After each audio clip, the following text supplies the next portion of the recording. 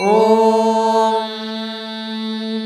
गणानां त्वा गणपतिगुं हवामहे कविं कवीनामुपमश्रवस्तमम् ज्येष्ठराजं ब्रह्मणस्पत आनः शृण्वन्नोतिभिः सीदसादनम् प्रणो देवी सरस्वती वाजेभिर्वाजिनीवती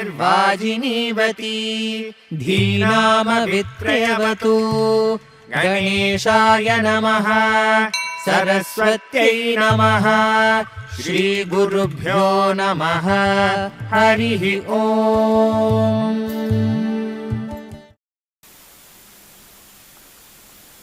ओम श्री साई राम। स्वामी के चरणों में कोटि कोटि प्रणाम। आप सभी को साई राम। सबसे पहले मैं समर्पण टीम का दिल से धन्यवाद करना चाहता हूँ। आप सभी ने जो इतना सुंदर काम कर रहे हो, इसके लिए जितना भी धन्यवाद दे उतना कम है। इसके पीछे आपकी मेहनत, आपका डेडिकेशन और स्वामी के प्रति जो आपका प्रेम है वो साफ दिखाई देता है। आपने एक बहुत सुंदर इनिशिएटिव शुरू किया है जिसके थ्रू स्वामी का नाम, स्वामी का प्रेम यहाँ तक ही नहीं बल्कि यूट्यूब के माध्यम से विश्व के कोने कोने तक आप पहुँचा रहे हो। आज के जनरेशन और आने वाले जनरेशन तक कुछ स्वामी ऐसे होंगे, कुछ बच्चे ऐसे होंगे कि जिन्होंने स्वामी को देखा नहीं है, उन स्वामी को मिले नहीं है। उनके लिए स्वामी ये समर्पण सेशन के थ्रू स्वामी को जानने का, स्वामी के बारे में सुनने का और कहीं ना कहीं स्वामी के प्रेम को फील करने का उन लोग को ये मौका दे रहे हो। जब हमने देखा कि हम हमारे एक्सपीरियंस शेयर करते हैं और स्वामी के साथ बिताए हुए कुछ पल सुनाते हैं, तो सुनने वाले कहीं ना कहीं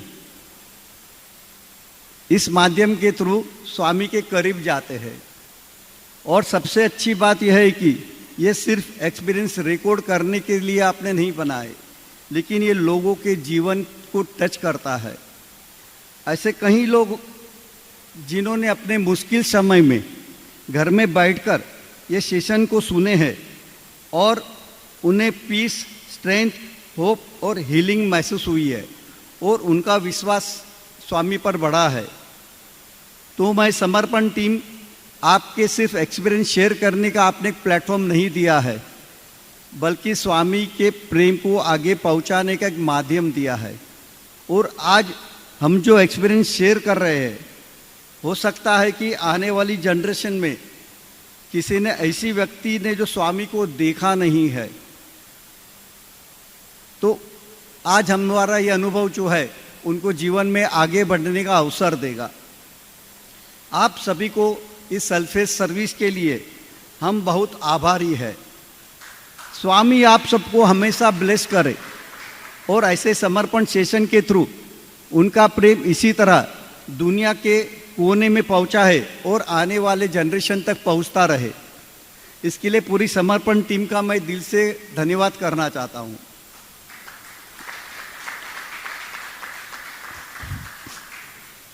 मैं यहाँ उपस्थित आप सभी का भी दिल से स्वागत और धन्यवाद करना चाहता हूँ। आप सभी ने अपना कीमती समय निकालकर आज यहाँ आने का जो कष्ट किया है, उसके लिए आपका हृदय से आभारी हूँ। मैं आशा करता हूँ कि आज मैं स्वामी के साथ अपने जीवन के कुछ अनुभव आपके सामने साझा कर सकूँ।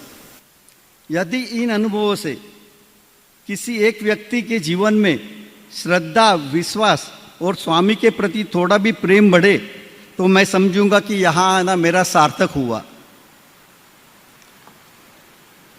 मैं अपनी बात शुरू करने से पहले और एक बात दिल से बताना चाहता हूँ। आज मैं यहाँ आपके सामने खड़ा हूँ, लेकिन अगर लोग मुझे जानते हैं तो उसका बड़ा कारण है बॉम्बे वॉकिंग ग्रुप की पद यात्रा। लेकिन मैं एक बात स्पष्ट रूप से कहना चाहता हूं कि इस पद यात्रा का श्रेय किसी एक व्यक्ति को नहीं जाता है और यह किसी एक व्यक्ति की यात्रा नहीं थी।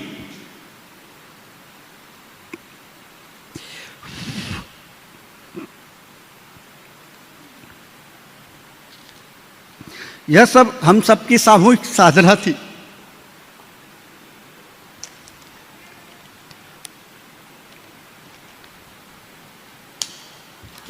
अगर आज मैं यहां खड़ा हूं तो उसके पीछे लगभग 40 साथियों का प्रेम, उनका त्याग, उनका समर्पण, अनुशासन और एक दूसरे के प्रति जो विश्वास और सबसे बढ़कर उनका स्वामी के पर जो अटूट श्रद्धा थी वो है। अगर वे सभी साथी आज मेरे साथ नहीं होते तो मैं शायद 25 वर्षों तक ये पद यात्रा संभव ही नहीं कर सकता। हम सब ने मिलकर जो कठिनाइयां देखी, संघर्ष किए, एक दूसरे का सहारा बने और स्वामी के प्रेम में आगे बढ़ते रहे, उसी यात्रा ने हम सभी को स्वामी के और करीब लाया और उसी यात्रा ने हमारा जीवन भी बदल दिया। इसलिए आज मैं यहाँ किसी एक व्यक्ति के रूप में नहीं खड़ा हूँ, बल्कि बॉम्बे वॉकिंग बॉय के उन सभी साथियों के प्रतिनिधि के रूप में आपके सामने खड़ा हूँ। आज मैं जो भी अनुभव आपके सामने शेयर करूँगा उसमें से कुछ मेरे पर्सनल अनुभव भी होंगे, लेकिन उन्हें मैं अपने पर्सनल अनुभव नहीं बल्कि ये सामूहिक आध्यात्मिक यात्रा का एक हिस्सा होगा। मैं आपको अपने किसी भी साथियों से अलग या बड़ा नहीं मानता। मैं उन्हीं में से एक साधारण सदस्य हूँ। आज केवल स्वामी की इच्छा से मैं आपके सामने बोलने के लिए खड़ा हूँ और स्वामी ने ये मुझे अवसर दिया है। इसलिए मैं अपने उन सभी साथियों को जिन्होंने 25 वर्षों तक पद यात्रा को सफल बनाया, उनको दिल से प्रणाम करता हूँ और हृदय से उनको आभार व्यक्त करता हूँ। ये अवसर जितना मेरा है उतना उन सभी साथियों का है।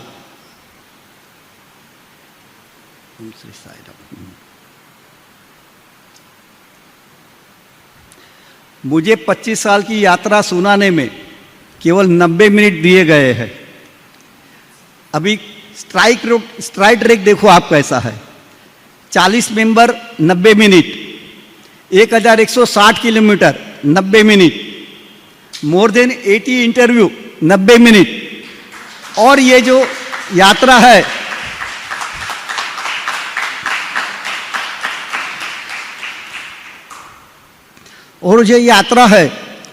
वो घर के लेडीज जो है, मदर, वाइफ, सिस्टर और डॉटर, अगर उनको कैलकुलेट करें तो 160 मिनट की कथा गाने के लिए मुझे 90 मिनट दिए गए हैं।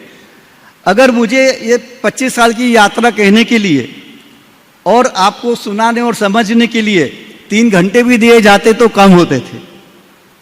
इसके लिए अगर बीच बीच में कहीं मैं तेजी से बोल रहा हूं तो आप समझ लीजिएगा कि समय कम है और यादें बहुत ज़्यादा है। आज मैं यहाँ कोई भाषण देने नहीं आया हूँ।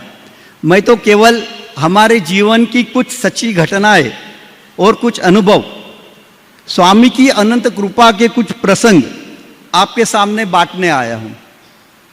तो चलो आपको मैं 50 वर्ष पीछे ले चलता हूँ कि ये 14-15 वर्षीय युवकों ने अपनी यात्रा शुरू की थी, जिसका हमें अंदाजा भी नहीं था कि एक दिन ये हमारी जीवन की दिशा बन जाएगी। जब मैं आज अपने जीवन के कुछ पीछे मुड़कर देखता हूं तो मुझे ऐसा बिल्कुल नहीं लगता कि मैंने स्वामी को खोजा है। आज स्पष्ट रूप से दिखाई देता है कि यह सब उनकी दिव्य योजना थी और अलग अलग लोगों के माध्यम से एक एक कदम मुझे अपने चरणों की तरफ ले जा रहे थे। उस समय मुझे इसका आभास नहीं था, लेकिन आज समझ में आता है कि मेरे जीवन की प्रत्येक घटना, प्रत्येक व्यक्ति और प्रत्येक मोड़ पहले से उनकी योजना का एक भाग है। अगर मेरे बारे में कुछ बताऊं तो मेरा जन्म एक ब्राह्मण परिवार में हुआ है। बचपन से ही हमारे घर का वातावरण भक्तिमय और आध्यात्मिक था। मेरे पिताजी एक गुरु को मानते थे और हमारी माताजी एक गुरु को मानती थी। तो इस प्रकार से बचपन से ही मुझे दोनों ओर से भजन, पूजा पाठ, सत्संग और आध्यात्मिक संस्कारों का वातावरण मिला। शायद यही बीज है आगे चलकर मेरे जीवन का एक आधार बनी।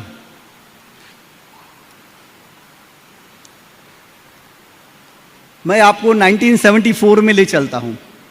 1974 की कहानी एक है कि जब भी मैं 14-15 साल का था और जहां मैं रहता था वहां पे कुछ युवक जो है आध्यात्मिक विषयों पे उन लोग चर्चा करते थे, आध्यात्मिक ग्रंथों का अध्ययन करते थे।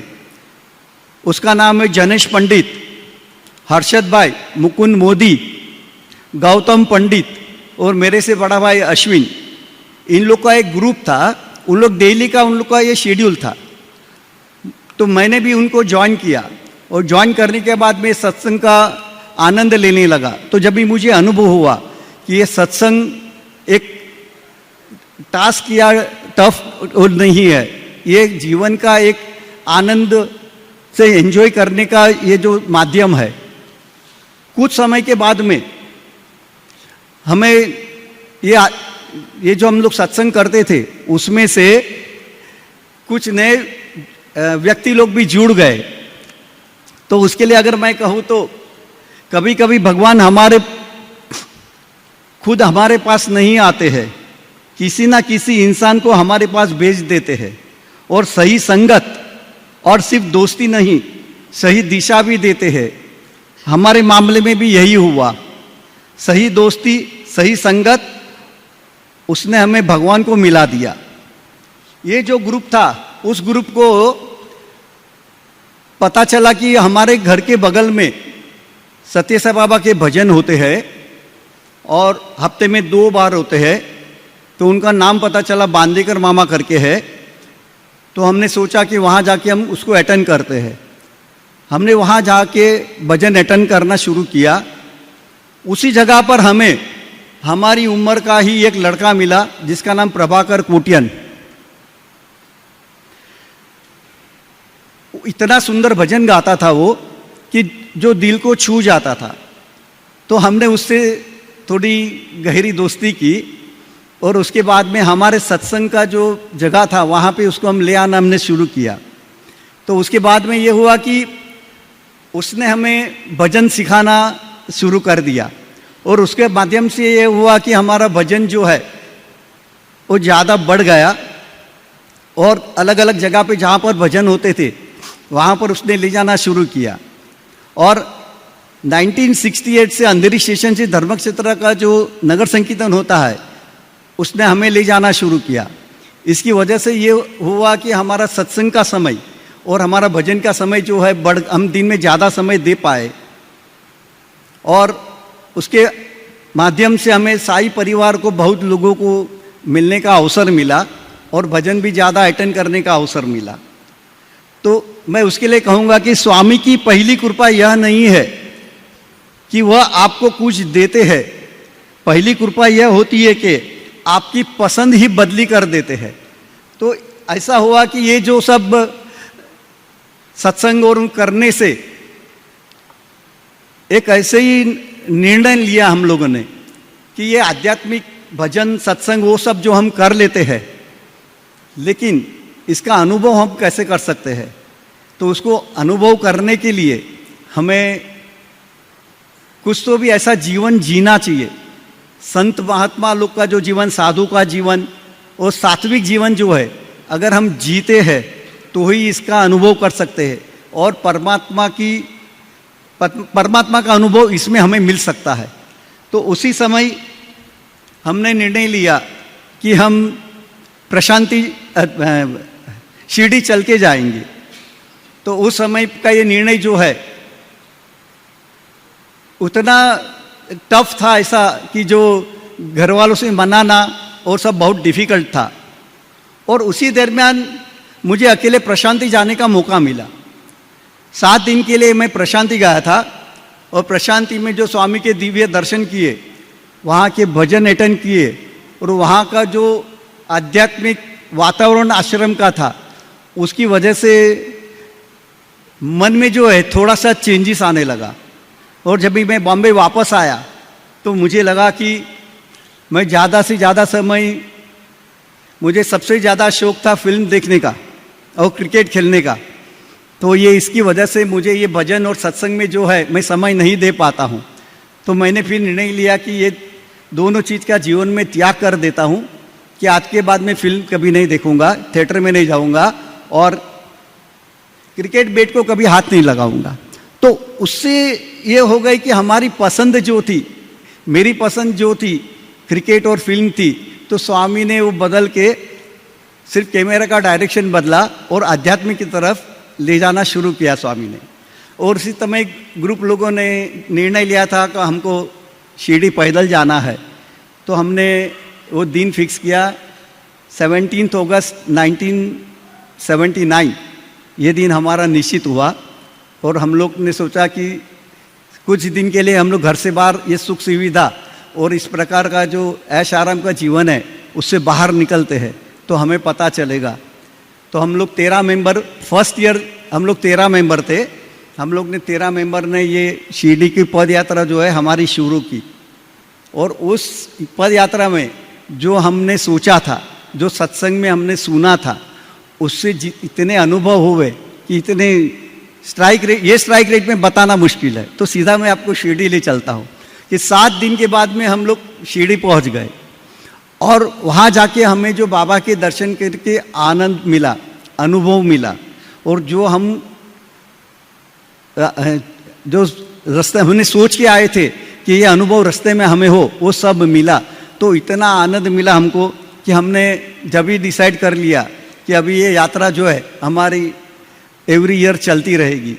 तो हमने उसके बाद हम बॉम्बे आए। बॉम्बे आने के बाद में हमारे जो ग्रुप के सदस्य से बातचीत की, हमारे अनुभव बताए, तो उन लोग ने सब जुड़ना शुरू किया। तो फर्स्ट ईयर 13 मेंबर थे, सेकेंड ईयर 26 हुए, थर्ड ईयर 45 हुए, और फोर्थ ईयर जो है 72 मेंबर हुए।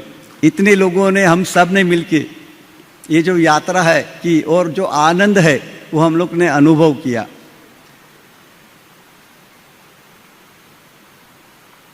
इसके बाद में ये हुआ कि हम जब भी नगर संकीर्तन के आते थे तो उनके सीनियर मेंबर जो थे, हम उनको बोलते थे कि अंकल हमारे साथ में आ जाओ, शिरडी की जो पद यात्रा है उसमें बहुत आनंद आता है। तो उन लोग कहते थे कि नहीं नहीं, हम जाएंगे तो पुट्टपर्ती जाएंगे, खाली शिरडी तक नहीं चलेंगे।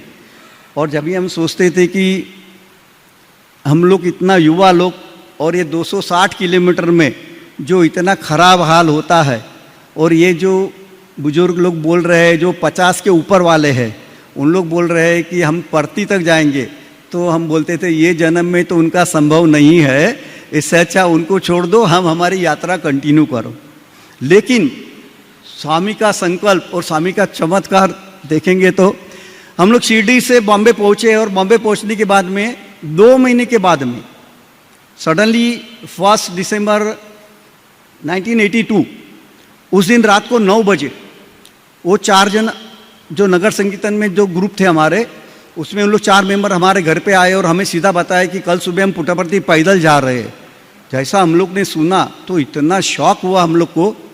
तुरंत हमारे ग्रुप के जो मेंबर अगल बगल में रहते थे जो लोग, सब लोग आ गए। फिर हमने पूछा उनसे कि आप ये कैसे करोगे, कैसे जाओगे? तो क्या हमने हमारे साथ में सब्जी वाली की एक बंडी जो होती है वो हमने ली है, उसके अंदर हम आगे स्वामी का फोटो रखेंगे, और उसके बाद में स्टोव है, 2 स्टोव लिए है, कैरोसिन लिया है 10 लीटर, और हमारे कपड़े बर्तन कुछ लिए हैं।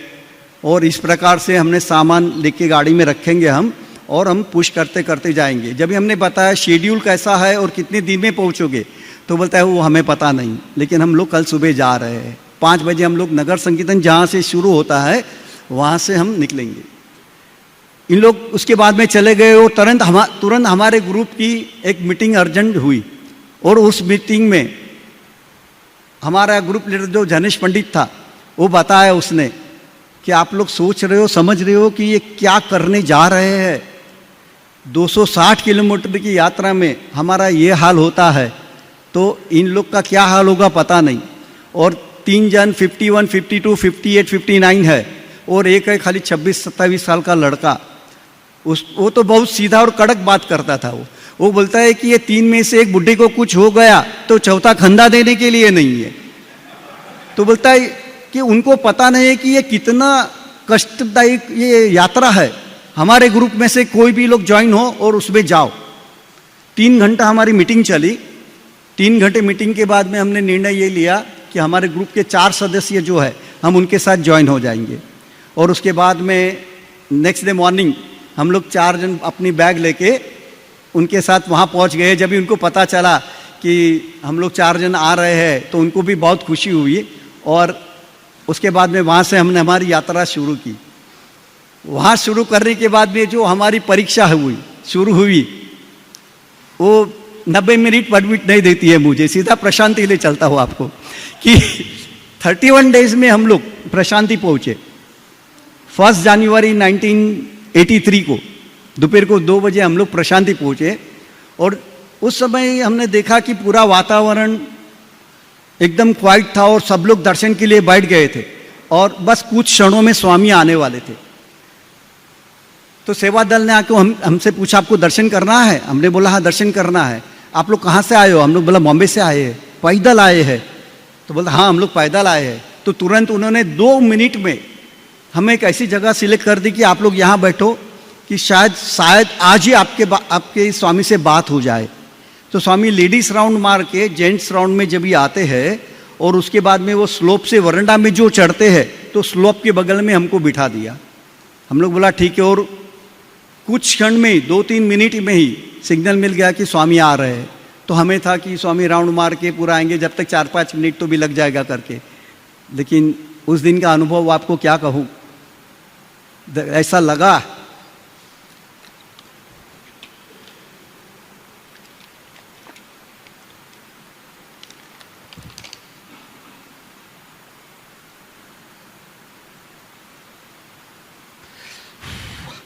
कि स्वामी भी अपने आप को रोक नहीं पाए हमको मिलने के लिए। उस दिन स्वामी ने रिवर्स राउंड लेना शुरू किया। रूम से बाहर निकले और जेंट्स की तरफ स्वामी पहले आए और सबसे पहले हम जहां बैठे थे वहां एकदम हल्का सा स्मित करते करते हमारे सामने आई, स्वामी आए और खड़े रहे। उसके बाद में हम लोग को सबको देखा। देखने के बाद स्वामी बोलते हैं बाय वॉक। हमने बताया हाँ स्वामी पैदल आए। कहाँ से आए हो? हमने बताया स्वामी बॉम्बे से आए हैं। ऐसा मुंडी हिलाते बोलते हैं कैसा भी इधर उधर रास्ता भटक के आखिर में प्रशांति पहुंच गए आप लोग। तो हमने बताया हाँ स्वामी हम शॉर्टकट के चक्कर में कहीं ऐसे रोड पकड़ लिए हमने कि जल्दी पहुंचेंगे करके, लेकिन वो लॉन्ग रूट निकलता था और वापस उसको पकड़ने के लिए हमको लॉन्ग रूट से वापस हमारे रोड पे आना पड़ता था। तो बोलता है पता है। फिर स्वामी बोलते हैं कितने लोगों को कन्नड़ आता है, कितने लोगों को तेलुगु आता है और कितने लोगों को हिंदी आता है। सब ने अपने समय पे हाथ ऊपर किया और उसके बाद में स्वामी बोले मैं एक बार आप लोग से बात करूँगा। उतना बोल के स्वामी चले गए और दर्शन देने के लिए गए। उसके बाद में हम शेड में गए, सेटल हो गए और नेक्स्ट डे मॉर्निंग हम दर्शन के लिए आए। इस प्रकार से सुबह शाम हम लोग दर्शन करते रहते थे। 4 दिन तक तो ये चलते रहा चक्कर ऐसा कि स्वामी देख के जाते हैं बात नहीं करते हैं, देखते जाते हैं बात नहीं करते हैं। तो फिर 5 तारीख को सुबह हम कैंटीन से आ रहे थे। उस समय प्रभाकर मुझे बोलता है कि किशोर स्वामी इतने दिन से देख के जाते हैं, हम बॉम्बे से पैदल आए हैं, तो स्वामी एक बार तो भी हमसे बात करना चाहिए था ना। एटलीस्ट कुछ नहीं तो हमारा नाम तो भी पूछना चाहिए था। तो मैं बोला शिरडी गया था, शिरडी बाबा मिले?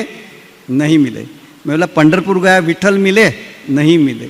मैं बोला तू अपने आप को नसीबदार समझ कि तू यहाँ आया है तो फिजिकल स्वामी तेरे को मिले हैं। अगर वो यहाँ नहीं होते तो तू कितना नाराज होकर जाता था। दर्शन तो तेरे को हो रहे हैं ना। तो बोलता है दर्शन तो मैं 1966 से जब भी बाबा बॉम्बे में आते थे जब इससे हर दिन दर्शन करने जाता था। खाली अगर मुझे दर्शन ही करना था तो इतना पैदल मैं क्यों आता था? पैदल आने का यही उद्देश्य है कि स्वामी से बात करनी है करके। मैं बोला तेरे को ऐसा मन में होगा, लेकिन मेरे मन में ऐसा नहीं है। हमने हमारा काम कर लिया, अभी उसका काम है वो करेंगे। मेरे मन में उतना नहीं है कि स्वामी बात करना ही चाहिए। इतना बात करके हम भजन के लिए बैठ गए।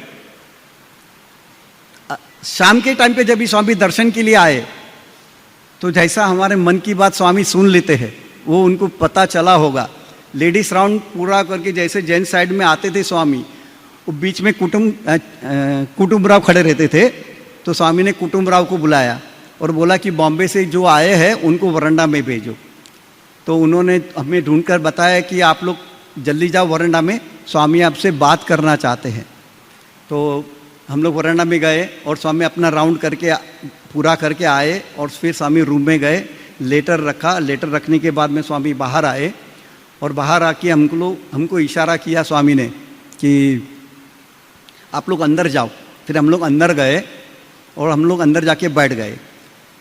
पहला जो क्षण था कि स्वामी को स्पर्श करने का, स्वामी को नज़दीक से सुनने का, तो वो अनुभव ऐसा अनुभव था कि हमने सोचा नहीं था कि जिसके लिए हम पैदल आए हैं आज वही हमारे सामने खड़े हैं और हमसे बात कर रहे हैं। उतने जैसे स्वामी ने डोर लॉक किया और हमारी तरफ चेयर पे बैठने के लिए आए, ऐसा तो उतने में पूछा, हाँ आप लोग की यात्रा कैसी हो गई? हमने बताया स्वामी बहुत अच्छी हो गई। सब लोग की तबीयत कैसी है? स्वामी बहुत अच्छी है, आपकी दया से आपने इतना हमें संभाला कि हम लोग बहुत अच्छे से यहाँ पहुँच गए। जैसे स्वामी चेयर पे बैठे कि तुरंत ही स्वामी ने हाथ घुमाया।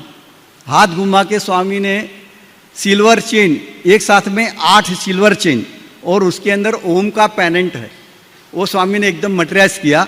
और स्वामी तुरंत बोले पसंद है? हमने बताया स्वामी बहुत पसंद है। उतने में स्वामी उठे। उठने के बाद में सबके गले में स्वामी ने ये जो चेन थी वो पहना ही। जब भी हमारे मन में ऐसा आया कि कोई अच्छे काम करके जो मेडल देते हैं, तो हम लोग ये पैदल जो आए हैं तो स्वामी को हमारे तरीका और हमारा जो भाव था वो स्वामी को पसंद पड़ा। स्वामी ने स्वीकार लिया और स्वामी ने हमको इससे सम्मानित किया करके। और उसके बाद में स्वामी चेयर पे बैठ गए। चेयर पे बैठने के बाद में एक एक जन से स्वामी बात करने लगे। फैमिली के बारे में बोलते थे, किसी को हेल्थ के बारे में एडवाइस देते थे, सब बोलते रहे। और जैसे टर्न हुए, मेरा टर्न आया, मैं यहाँ नीचे बैठा था स्वामी की चेयर के पास। तो तुरंत स्वामी मेरे से पूछे, ए क्या करते हो? तू क्या करता है?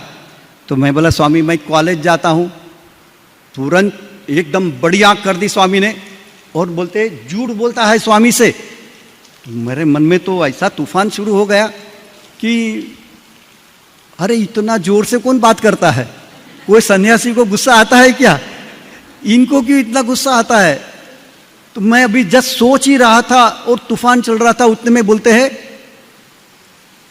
घर पे बोलता है कॉलेज जाता है और दिन में 3-3 मूवी देखता है और लाइब्रेरी में जाता है बोल के दिन भर घूमते रहता है। फिर बोलते हैं स्वामी तुम्हारे पीछे परछाई का जैसा मैं घूमता था, इसके लिए तुमको बचा के रखा, नहीं तो बॉम्बे की गली का कुत्ता होता था तुम।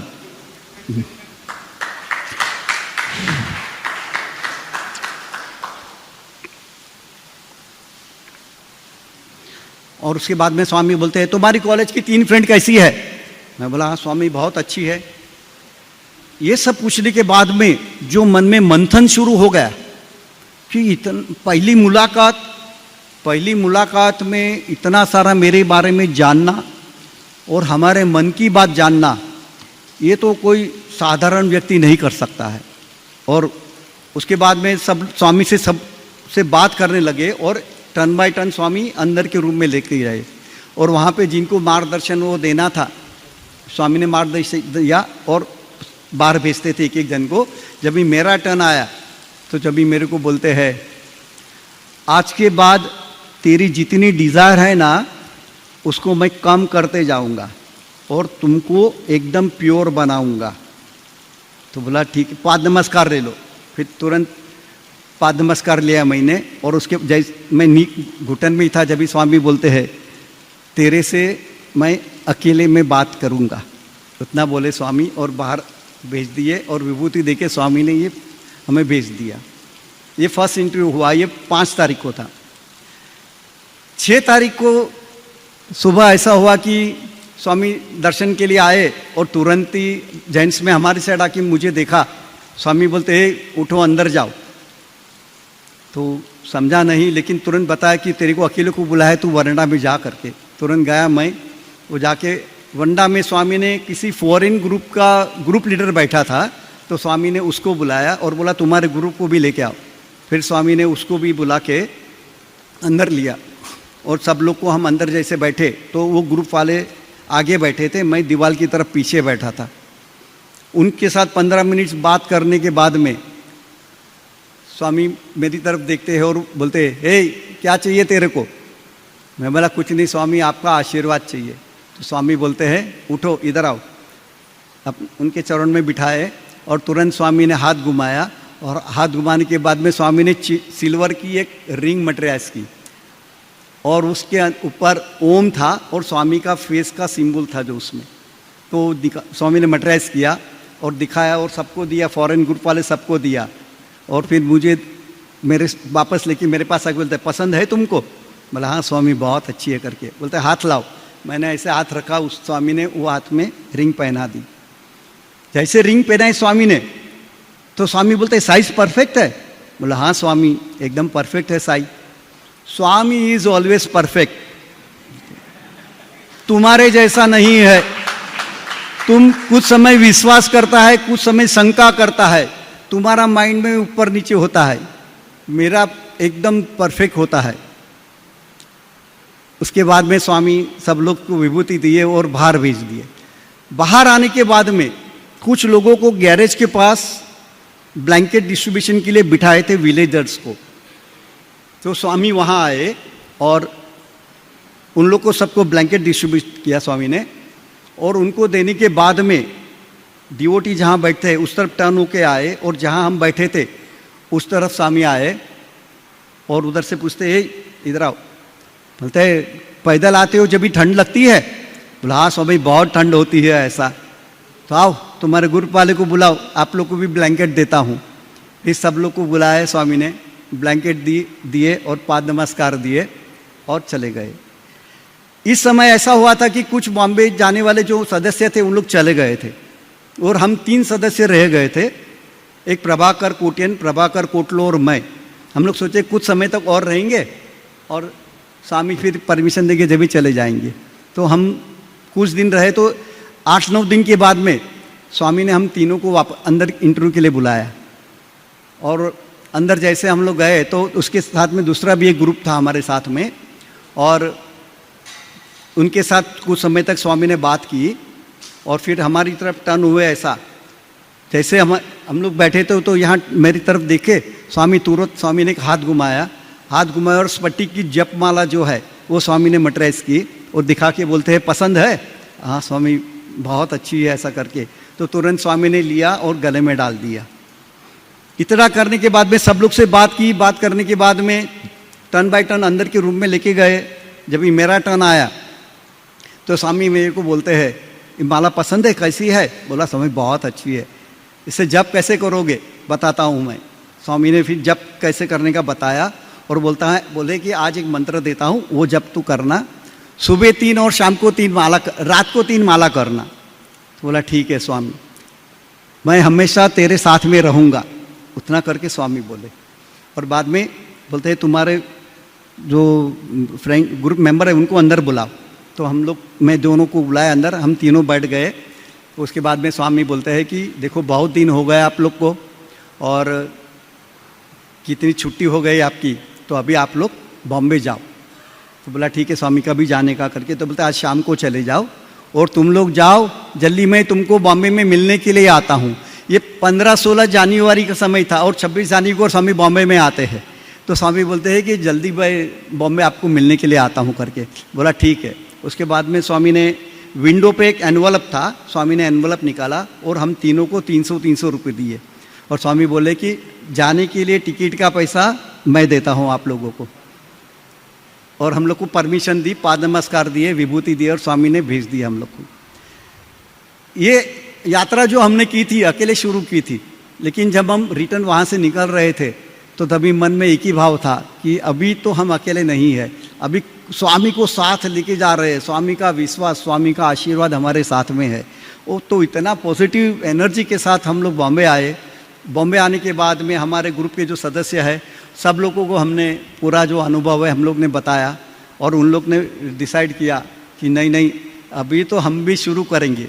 तो बस उस समय से जो हमारी यात्रा जो शुरू हुई तो 25 साल तक पीछे मुड़ के किसी ने देखा नहीं, क्योंकि सबको मालूम था कि यही एक माध्यम है जो स्वामी को हम पकड़ सकते हैं। तो इसके लिए सब लोग ने डिसाइड किया कि हम चलेंगे। और सब लोग ने फिर यात्रा शुरू कर दी हमारी और ये ऐसी चलती रही। और उस यात्रा का रिजल्ट ऐसे आया कि कितने स्वामी ने इंटरव्यू दिए हैं और इतना मार्गदर्शन दिया है। वापस ये यहीं पर ये स्ट्राइक रेट जो बीच में आता है तो संभव नहीं है, लेकिन आपको शॉर्ट में मैं सीधा बता देता हूँ कि आध्यात्मिक के लिए स्वामी ने हमें बहुत मार्गदर्शन दिया, फोकस किया। उन्होंने सिर्फ यही दो बोला कि तुम लोग सिर्फ दो ही चीज़ पे ध्यान दो, जप के ऊपर और मानसिक पूजा में, ये दो चीज़ पे तुम लोग फोकस करो करके। तुम सेवा भी कुछ भी मत करो, मैं तुमको जो अंदर बोलता हूँ वही तुमको करना है। धीरे धीरे मैं तुमको देखो कहाँ तक लेके जाता हूँ करके उतना इस प्रकार का जो। उसके बाद में ग्रुप जैसे बढ़ते गए हमारे उस प्रकार से और समय भी जाते गया। और समय जाते जाते कुछ सदस्यों को स्वामी ने शादी भी करके दी, शादी के लिए परमिशन भी दिया और वाइफ के साथ में वहाँ पर बुलाया। बुलाने के बाद में इतना ढेर सारा वाइफ को प्यार दिया है कि पूछो मत ऐसा, और इतना आनंद दिया है उन लोग को। और उसके बाद में बच्चे हुए तो बच्चे लोगों को भी स्वामी ने नाम दिया है, प्यार दिया है। कितने बच्चे लोग को थ्रेड सेरेमनी की है। तो इस प्रकार से ये जो लंबी हमारी यात्रा है उस बीच के हमारे ये सब अनुभव रहे ऐसा। और ये हमारी वॉकिंग यात्रा जो है, वॉकिंग यात्रा का अगर शेड्यूल आपको मैं बताऊं कि किस प्रकार से होता था क्या करके, तो हमारी पूरी यात्रा में डिवीजन ऑफ वर्क होता था कि सबके साथ काम बंटवा हुआ है। 3 टाइम कुकिंग करना खाली प्रभाकर के सर पे था, वो अकेला कुकिंग करता था। उसको 200-500 आदमी का खाना बनाना उसके तो बायात का खेल था। तो सुबह 3 टाइम का, सुबह ब्रेकफास्ट, लंच और डिनर वो बनाता था। 3 मेंबर का ड्यूटी था, 2 मेंबर का 3 टाइम का ड्यूटी था बर्तन धोने का। सुबह 2, दोपहर को 2, शाम को 2। 3 मेंबर एक साथ में कार्ट को पुश करते थे, सुबह और 3 शाम को ऐसा। और 2 मेंबर सुबह, 2 मेंबर शाम को, उनको लोडिंग अनलोडिंग जो भी करना है वो हमको बैग हमारी बाहर रख देनी है, सेट उनको करना है। इस प्रकार से हमारा ये डिवीजन ऑफ वर्क हुआ था। और डेली चलने का जो रूटीन जो है, अगर मैं आपको कहूँ तो 3 बजे प्रभाकर उठ जाता था। 40 किलोमीटर चलने के बाद आप सोचो 3 बजे प्रभाकर उठ जाता था।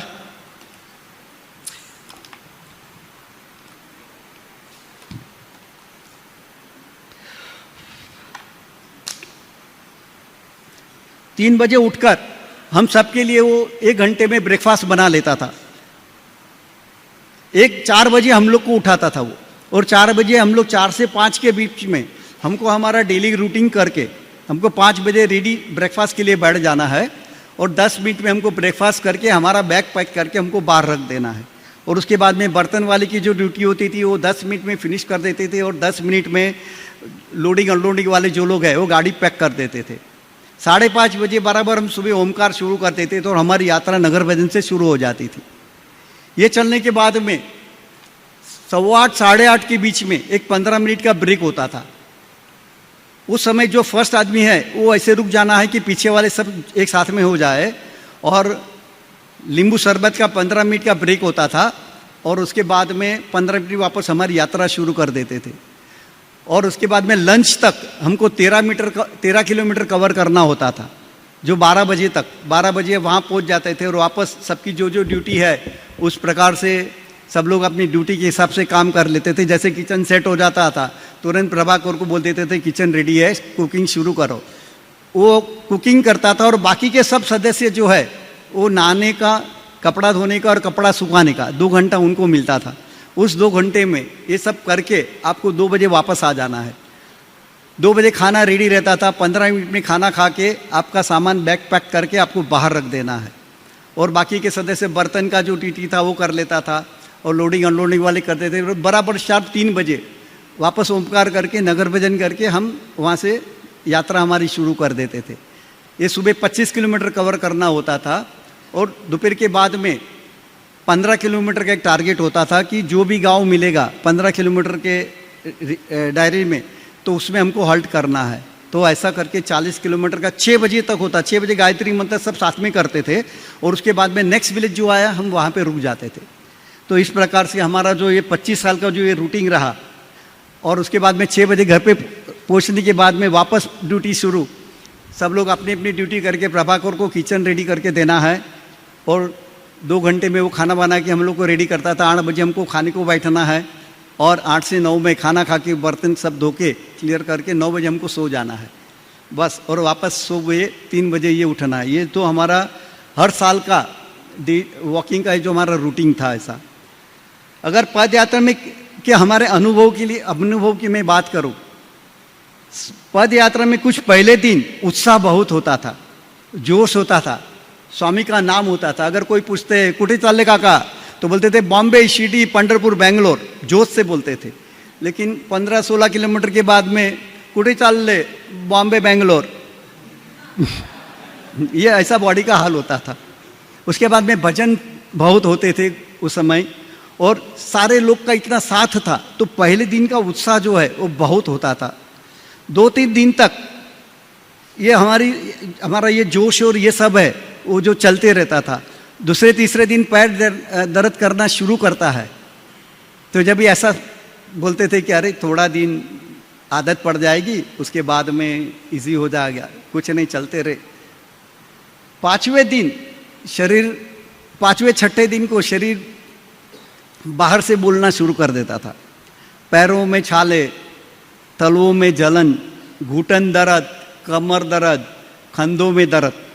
सुबह उठते ही स्वामी का ओम साईराम याद नहीं आता था। सुबह उठ के पहला ही आता था कि आज चलना है और कितना किलोमीटर चलना है। बस यही लड़ाई हमारे मन में शुरू हो जाती थी। एक तरफ शरीर बोलता था कि मुझे आराम चाहिए, मन कहता था नहीं चलना पड़ेगा। शरीर कहता था पैर बहुत दर्द कर रहे हैं, मन कहता था और एक कदम चल लो। शरीर कहता था आज नहीं होगा, लेकिन मन कहता था कि आज ही तुमको करना पड़ेगा, उससे संभव नहीं है आगे। और सबसे मुश्किल चीज दर्द नहीं था, सबसे मुश्किल चीज था उस दर्द के साथ मन को संभालना। क्योंकि जब दर्द होता है तो सिर्फ पैर दुखता है, लेकिन मन भी सवाल पूछता है कितना चलना है और कब तक पहुंचोगे। दूसरे लोग कैसे चल रहे पता नहीं, भगवान को मालूम, मुझे क्यों थकावट लगता है। थोड़ा बैठ जाओगा तो क्या होगा, बैठ भी नहीं सकते हो, क्योंकि आगे चले ऐसा खड़ा रह के देखने को क्या तो वो 200-300 मीटर आगे चला जाता है, तो खड़े भी नहीं रह सकते हो। और बाद में कभी कभी मन ऐसा कहता था कि कौन तुम्हें बोला था यहाँ चल के आने के लिए, घर पे पड़ा रहता था तो अच्छा था। लेकिन फिर याद आता था कि हम यहाँ आराम करने के लिए नहीं आए, और शायद यही जो पॉइंट था। तो ऐसा मन में आता था कि ये पैरों की परीक्षा नहीं थी, ये पद यात्रा थी, वो हमारे मन की परीक्षा थी कि हमको मन से जीतना है। क्योंकि अब जब तक शरीर में ताकत है तब तक वो सब कुछ हम कर सकते हैं, लेकिन जब शरीर अपनी सीमा छोड़ देता है तो शरीर कहता है कि अब मुझसे नहीं होगा, आगे कब तक कौन संभालेगा। लेकिन शरीर कहता है कि ये शरीर कहता है कि आगे नहीं, तुमको जाना ही पड़ेगा।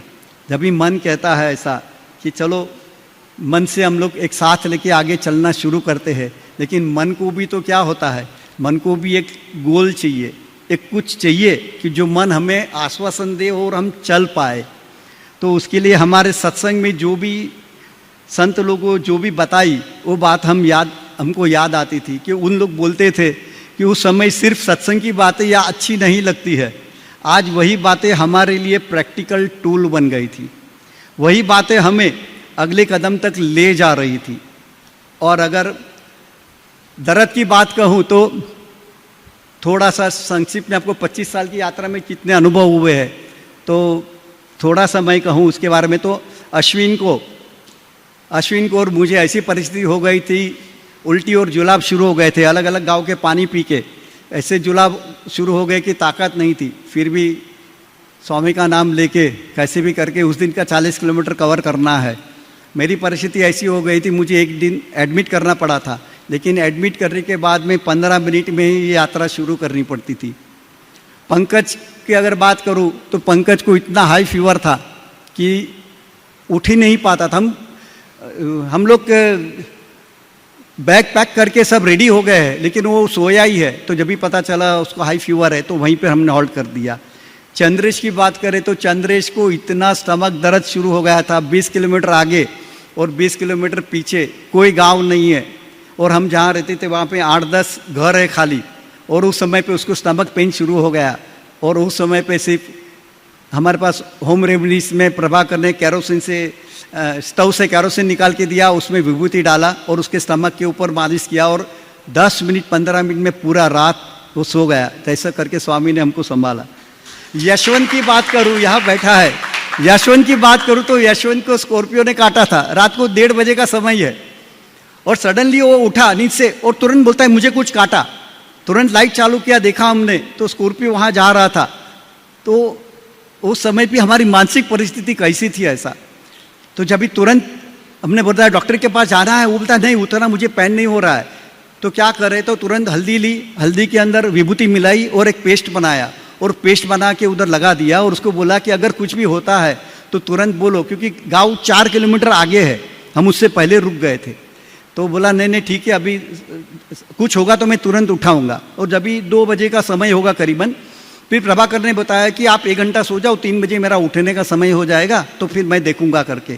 तो फिर हम सो गए, और 3 बजे फिर प्रभाकर से उसको जो है उठा के बात की, तो बोलता है नहीं मैं एकदम ठीक हूँ करके।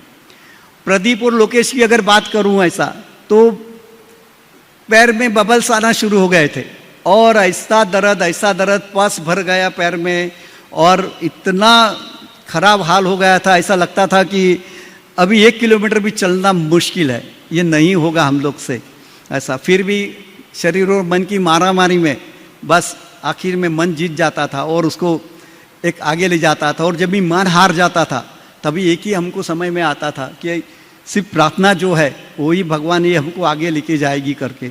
और ये मारामारी में फिर हमारी प्रार्थना, हमारा विश्वास जो है उसका जन्म वहाँ होता था, उस समय पे होता था, और स्वामी पे विश्वास रख हम लोग आगे चलते रहते थे। इतना पेन फिर भी नहीं रुके, हिम्मत हारे नहीं।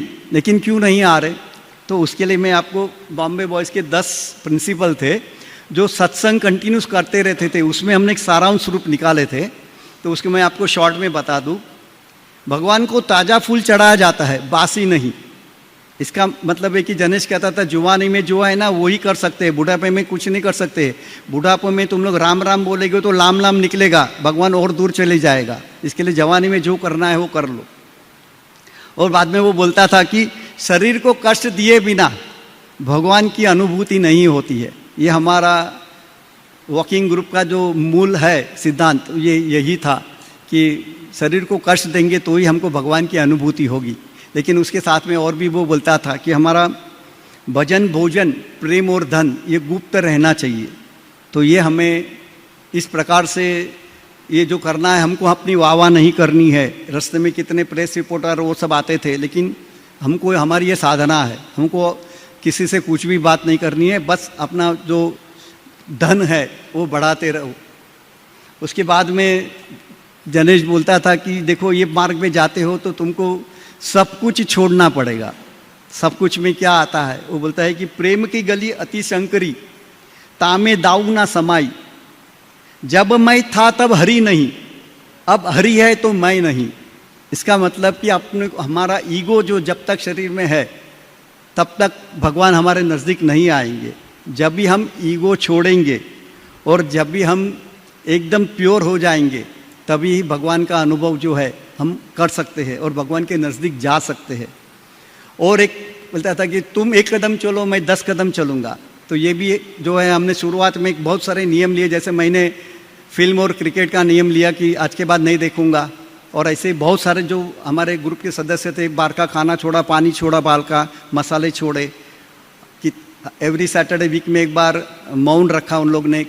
कुछ सदस्य ऐसे थे कि जिन्होंने 40 किलोमीटर निर्जला चल के एकादशी का दिन वॉकिंग चले हैं, उनका ऐसा भी नियम था। और कुछ बच्चे ऐसे थे कि उन लोग ने पूरी यात्रा जो है मौन रख के चले हैं। तो ये सब जो है एक एक चीज़ छोड़ते गए हम, तो धीरे धीरे स्वामी हमारी तरफ और आगे आते गए और हमको अनुभव मिलते गया।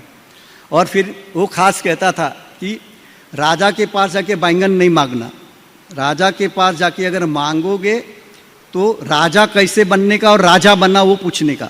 मैं सिंपल शॉर्ट में बताता हूँ, समय परमिट नहीं करता है तो मैं बताता हूँ कि मुझे एक बार प्रशांति में ऐसे ही मन हुआ शुरू में कि यार इसमें एडमिशन मिल जाता था तो बच्चे लोग को कितना प्यार करते स्वामी, तो अच्छा लगता था ऐसा करके। तो बोलता है तू स्टूडेंट बनने की बात करता है, वो तेरे को चांसलर बनाने को सोचता है और तू स्टूडेंट बनने को विचार कर रहा है ऐसा। तो बोलता है कि उसके पास कुछ मांग मत तू, बोलता है कुछ भी मांगना नहीं है हमको उनके पास, और वो जो दे वो हमें अपने आप स्वीकार कर लेना है, हमारे लायक क्या है वो दे देगा करके।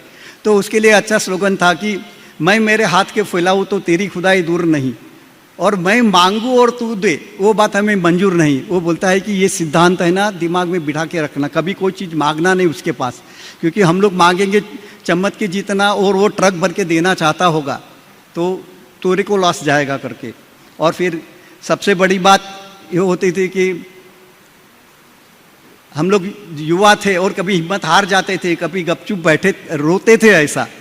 तो जब भी किसी के मन में यही सिद्धांत याद आ जाता कि चट्टानों से टकराए उसे तूफान कहते हैं और तूफानों से टकराए उसे युवान कहते हैं। अरे उठ, तू बुढ़ा नहीं है, चल चलना शुरू कर। तो ये जो सिद्धांत है ये भी हमें उस समय बहुत काम आता था। और बाद में एक था कि भोए सुबड़ाऊ भूखे मारू तन्नी निखालू छाल, पछी ना छोड़े तो पछी करूँ तने न्याल, कि ज़मीन पे सुलाऊंगा भूख से मारूंगा, तुम्हारी तन जो है मैं ऐसा छील के निकालूंगा, लेकिन उसके बाद में भी अगर तू नहीं छोड़ेगा तो फिर करूंगा तेरे को न्याल। जो ये है हमको वॉकिंग के उसमें ये अनुभव हुआ ऐसा हम लोगों को। और सबसे लास्ट में कहूँ तो ऐसा कि स्वामी को कौन जीत सकता है, तो यही एक सिद्धांत था ऐसा कि निर्मल मन जन सो मोहि पावा, मोहि छल कपट छिद्र न भावा। इसका मतलब ये कि हमको इतना सरल बनना है, इतना सिंपल और इतना प्योर बनना है। हमारा ईगो और हमारे जो भी है अभिमान, ईगो, जीत, छल कपट जो भी है वो सब छोड़ के हमको जीवन जीना है, तो ही भगवान मिल सकते हैं। और अब ये 10 बातें बार बार हमारे सामने आती गई, तब धीरे धीरे समझ में आया कि हम जिस पद यात्रा को बाहर से देख रहे थे वो असल में हमारी अंदर की यात्रा थी। बाहर से देखोगे तो एक जगह से दूसरी जगह चलना था, लेकिन अंदर से जब भी हमने देखा तो ये शरीर से मन की यात्रा थी और मन से स्वामी तक पहुंचने की ये हमारी यात्रा थी।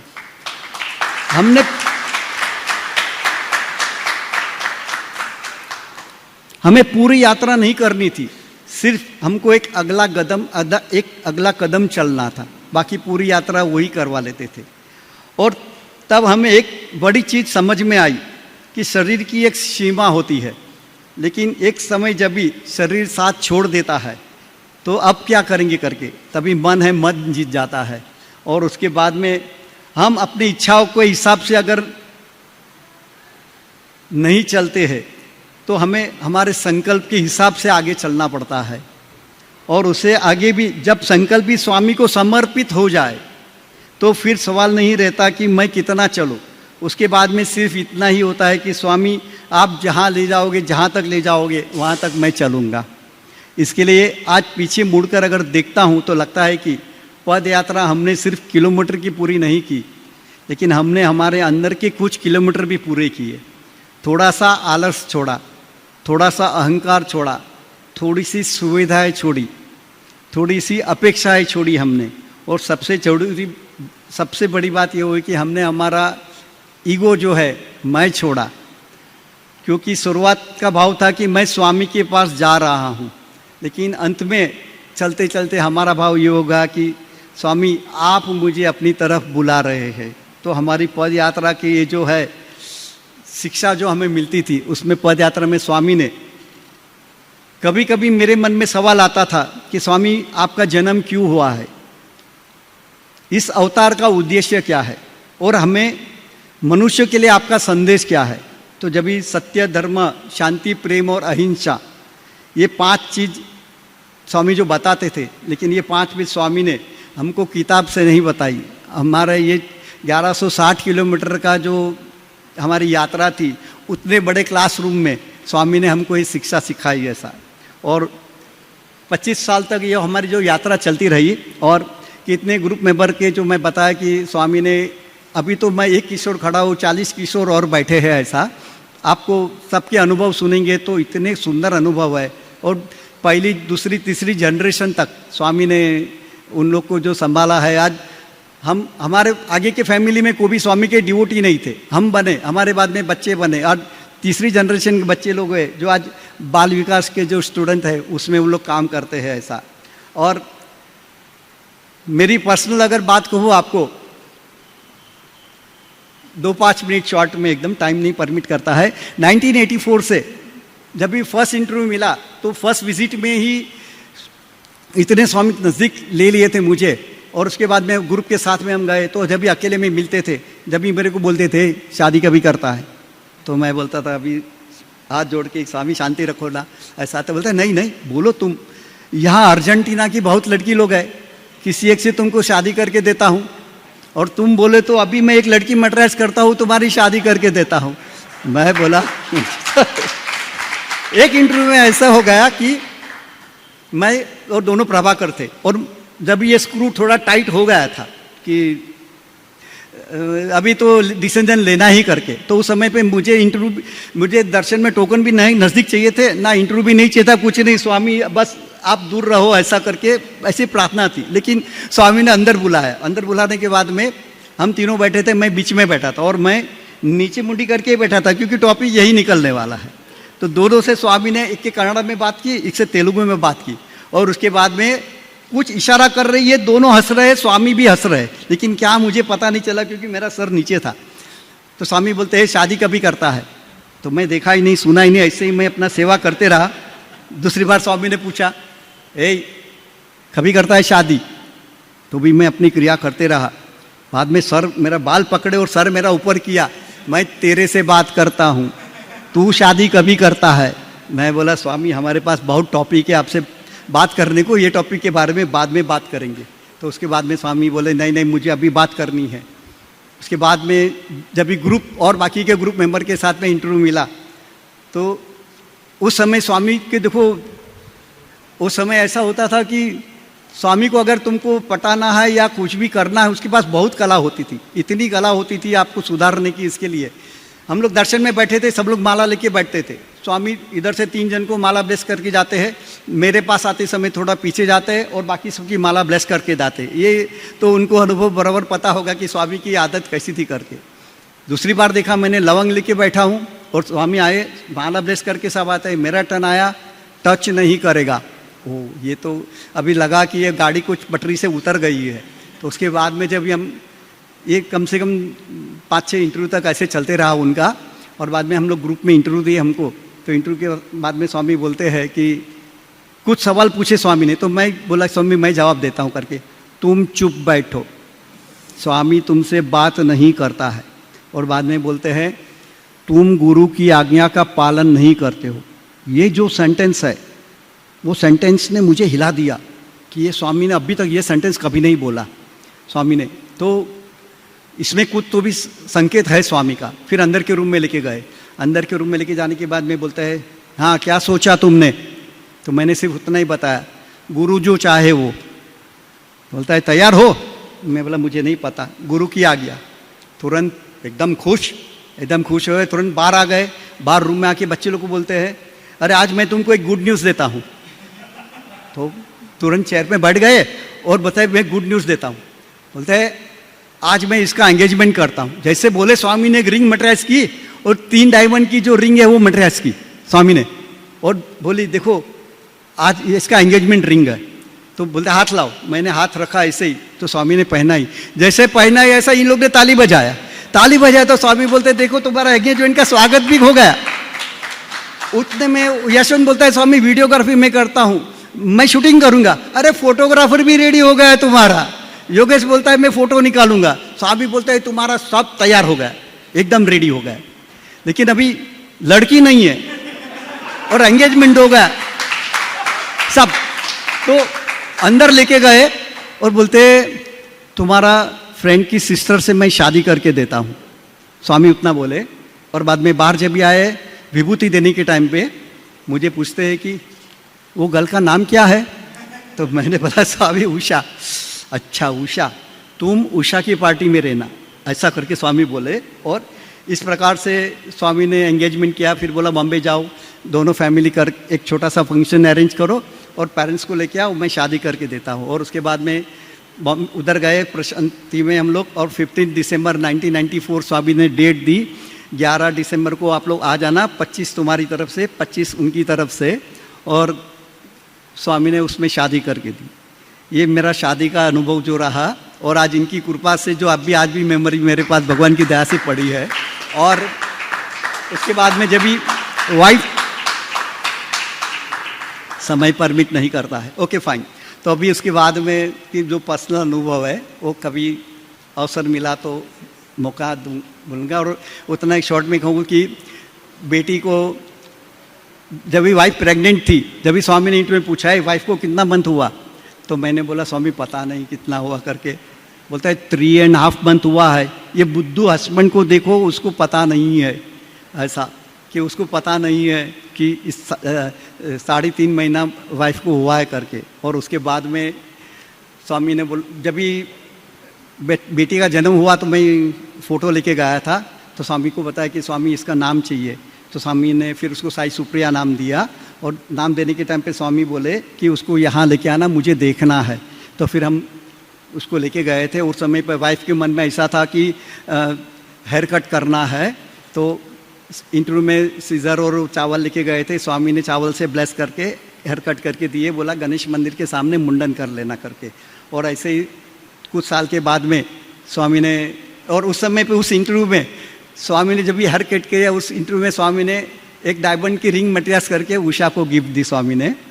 और तभी दूसरा 2-3 साल के बाद में स्वामी ऐसे ही पूछे कितने बच्चे हैं, तो बोला स्वामी एक गर्ल है करके। तो स्वामी बोलते हैं कि कन्यादान करो, फर्स्ट सेंटेंस ऐसे बोले, और फिर बोले कि दूसरे बच्चे की तैयारी करो करके। तो उसके बाद में सेकेंड चाइल्ड का जो जन्म हुआ उसका फ़ोटो लेके गया और उसको भी स्वामी ने नाम दिया। और भगवान की दया से ये मेरी पर्सनल अनुभव है। और उसके बाद में 96 के बाद में स्वामी ने सेवा के लिए हमको कहा कि हो सकता है कि कुछ सेवा आप लोग शुरू करो करके। तो 96 में हमने मेडिकल शुरू किया, जहाँ पे तीनों एलोपैथी, आयुर्वेदिक, होम्योपैथी हमने शुरू किया है। 2000 में स्वामी ने एजुकेशन के लिए बताया, तो हमने एजुकेशन में कंप्यूटर क्लास शुरू किया। 2004 में नारायण सेवा शुरू की, तो डेली नारायण सेवा होती है, जो आज तक भगवान की दया से स्वामी आशीर्वाद से स्वामी चला रहे हैं। 2005 में हमने भावनगर के अंदर मेघा कैम्प, मेडिकल कैंप किया था, तो उसका भी बहुत सुंदर अनुभव है सेवा दल का वहाँ का। ऐसा तो कभी मौका मिला तो वो भी सुनाऊंगा ऐसा। और उसके बाद में यस फिनिश्ड। और 2010 में हमने भावनगर में मैटरनिटी और कंप्यूटर क्लास हमने शुरू किया। तो इस प्रकार से हमारी जो ये वॉकिंग ग्रुप की जो यात्रा रही, उसके बाद में, और मेरे पास कितना 15 मिनट है, मेरे को 7-8 मिनट। अच्छा ओके ठीक। और उसमें से कुछ झलक अगर आपको मैं इंटरव्यू रूम के बताऊं, तो इंटरव्यू में स्वामी क्या बात करते थे और कैसे मार्गदर्शन देते थे। एक समय हमारे ग्रुप के सब बच्चे बैठे थे, स्वामी बोलते भजन गाओ। एक एक जन को पर्सनली स्वामी भजन गाने के लिए बोले। सब लोग अपने अपने हिसाब से भजन गाए। और जब भी मेरा टर्न आया तो मेरे को बोलते हैं भजन गाओ करके। तो हमने बताया, मैं बताया स्वामी मेरा सुर बहुत ख़राब है, मैं नहीं गाता हूँ। तो बोलता है नहीं नहीं कुछ भी गाओ करके। मैं बोला स्वामी ग्रुप के बच्चे लोग कोरस में मुझे बाजू में बैठने नहीं देते हैं, तो मैं गाऊंगा तो आपको नहीं समझ नहीं और कर पाऊंगा। नहीं नहीं, कुछ भी गाओ, तुम स्वामी के लिए गाओ। तो मैंने गाया, अनाथ बंधु साई प्रभु, अपराध क्षमा करो साई प्रभु। मैंने जैसे शुरू किया 2 लाइन हुआ, स्टॉप स्टॉप स्टॉप स्टॉप। मेरे को मालूम था, मैं बोला आप मैं पहले बताया कि मैं अच्छा नहीं गाता हूँ करके। तो साहब बोलते हैं कि पहला मिस्टेक करता है और उसके बाद में स्वामी से माफी मांगता है।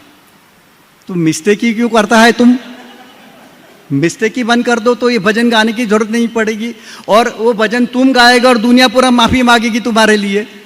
तो ये बहुत अच्छा संदेश और आदेश स्वामी का होता था। और उसके बाद में एक समय ऐसा हुआ कि इंटरव्यू के अंदर हम थे, तो मैं अकेला था जब भी। तो उस समय स्वामी से मैंने ऐसे बता दिया कि अभी स्वामी भजन गा के भी माफ़ी नहीं देते हैं, क्या करते करके। तो बहुत डिस्टर्ब हुआ था डिवोशन पाथ में। तो मैंने एक दिन स्वामी को बोल दिया कि स्वामी, पीछे के कुछ कर्म ऐसे है कि जो मुझे आपके तक पहुंचने नहीं देते हैं, वो बार बार सताते हैं, तो आगे बढ़ने नहीं देते हैं, तो मैं क्या करूं करके। स्वामी बोलते हैं, पाद नमस्कार ले, अभी का अभी तुम उधर छोड़ दो, और मैं तुमको अभी प्योर कर दिया, अभी तू प्योर हो गया। लेकिन आज के बाद में अगर तू उसको याद भी करेगा तो उसका जवाबदारी मेरा नहीं होगा। तो ये स्वामी का ये भी कितना संदेश था कि हम कितनी भी गलती करके आते हैं, वो हमको दूर नहीं भेजते हैं, वो हमें अपना के शुद्ध करके फिर हमारे जीवन को आगे बढ़ाते हैं। और उसके बाद में स्वामी से सवाल पूछा था कि स्वामी, आप पर बहुत शंका होती है, कभी आप, वो पहले इंटरव्यू में बता दिए थे स्वामी ने, तो हमने सीधा पूछ ही लिया स्वामी को कि स्वामी आप पे बहुत शंका होती है। तो स्वामी बोलते हैं, देखो बड़े बड़े ऋषि मुनियों को शंका होती थी, तो तुम तो मनुष्य हो, तुमको तो शंका होना वो सहज है। तो बताते हैं कि विश्वामित्र जी दशरथ जी के पास गए थे बोलने के लिए कि राम और लक्ष्मण को मेरे साथ भेज दो, और फॉरेस्ट में जो राक्षस सब लोग रहते हैं उनको रक्षा करने के लिए मेरे को वो चाहिए करके।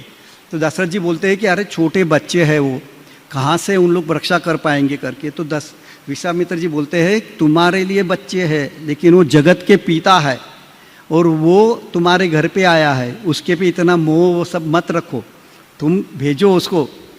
उसके बाद में वो लेके गए। लेके जाने के बाद में जब भी जंगल में अंदर पहुँचे, तो जब भी राक्षस लोग का जो सब जगह आ गई, तो जब भी विश्वामित्र बोलते हैं दोनों बच्चे को कि देखो अभी बड़े बड़े राक्षस लोग आएंगे, तो आप डर जाओगे, तो मैं आपको एक मंत्र देता हूँ, और वो मंत्र का आप चिंतन करना, तो आप उससे बच जाओगे। स्वामी बोलते हैं कि वही दशरथ जी को बोलता था कि जगत पिता है, लेकिन वो भूल गया, खुद ही भूल गया। तो आप लोग को शंका आना सहज है, आगे बढ़ते रहो आप लोग, समय आते ही आपको अपने आप उसका समझ में आ जाएगा। उसके बाद में हमने स्वामी से पूछा था, स्वामी जीवन में बहुत कष्ट है कि सब तरह से, जो हम लोग यंग था हम लोग ना, तो फाइट कर रहे थे। तो पूछ ही लिया स्वामी को कि यहाँ एक तो हमारा दिमाग वॉकिंग में रहता था, और दूसरा जो इनकम सोर्स के लिए हम लोग नहीं फोकस कर पाते थे। तो स्वामी बोले कि वेज होटल में जाके तुम अगर पूछोगे कि मुझे इडली सांभर चाहिए, तो वेटर क्या बोलेगा, सर आपने नाम पढ़ा नहीं, ऊपर लिखा है ये मिलिट्री होटल है, नॉन वेज मिलता है, यहाँ पे इडली सांभर नहीं मिलता है।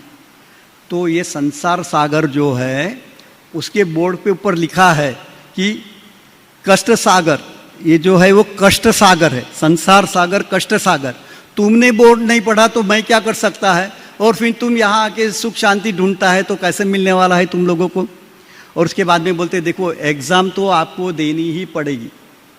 एग्ज़ाम जो है 4th स्टैंडर्ड की एग्ज़ाम जो है एंड ऑफ द ईयर ली जाती है, और उसमें 5th स्टैंडर्ड के क्वेश्चन नहीं आते हैं।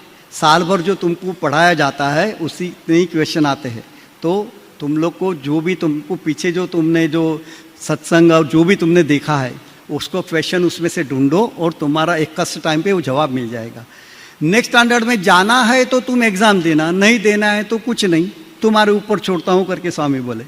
और उसके बाद में बोलते हैं कि सैंड को कोई गर्म नहीं करता है, गोल्ड को गर्म करता है। बोलता है कि गोल्ड को गर्म करने के टाइम पे गोल्ड स्मिथ का नज़र जो है सोना के ऊपर है कि बहुत कीमती चीज़ है, वो भट्टी में ना गिर जाए करके।